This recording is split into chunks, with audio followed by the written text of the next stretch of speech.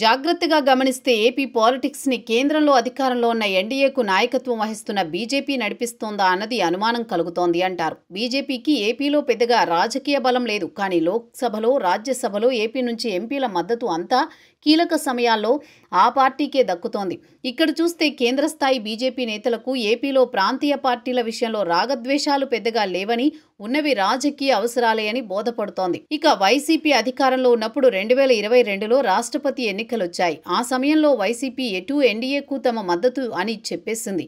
ఆనాడు ఎన్డీఏ కూటమిలో లేని తెలుగుదేశం కూడా ప్రత్యేకంగా ఒక సమావేశం ఏర్పాటు చేసి మరీ కేంద్ర మంత్రి కిషన్ రెడ్డితో వచ్చిన రాష్ట్రపతి అభ్యర్థి ద్రౌపది ముర్ముకు తమ సపోర్ట్ అని గొప్పగా చెప్పింది. అలా మొత్తం ఓట్లు బీజేపీకే వెళ్ళాయి. అప్పుడు వైసీపీ టీడీపీ మీద కొంత రుసరుసలాడింది. అయినా కూడా ఇద్దరూ కలిసి జై బీజేపీ అనేశారు. కట్ చేస్తే నేడు విపక్షంలో ఉన్న వైసీపీ కూడా ఎన్డీఏకు సై అంటోంది. ఈ పరిణామం అధికార టీడీపీ కూటమికి ఇబ్బందిగానే ఉంది అని అంటున్నారు. కేంద్రంలో తమ మద్దతుతో ఎన్డీఏ ప్రభుత్వం ఉందని టీడీపీ గట్టిగా చెప్పుకుంటోంది. అయితే ఆ పార్టీ ఆశించినవి ఏవీ జరగడం లేదు. ముఖ్యంగా రాజకీయంగా జగన్ ఇబ్బంది పెట్టాలని అనుకున్న ప్రతి సందర్భంలో కొన్ని అవరోధాలు ఎదురవుతున్నాయి. ఇప్పుడు అనూహ్యంగా ఒక ఛాన్స్ వైసీపీకి ఉపరాష్ట్రపతి ఎన్నికల రూపంలో వచ్చింది. కేంద్ర మంత్రి రాజ్నాథ్ సింగ్ నేరుగా జగన్కే ఫోన్ చేసి వైసీపీ నుంచి మద్దతు అడిగారు. దానికి వైసీపీ సైతం సానుకూలంగానే స్పందించింది.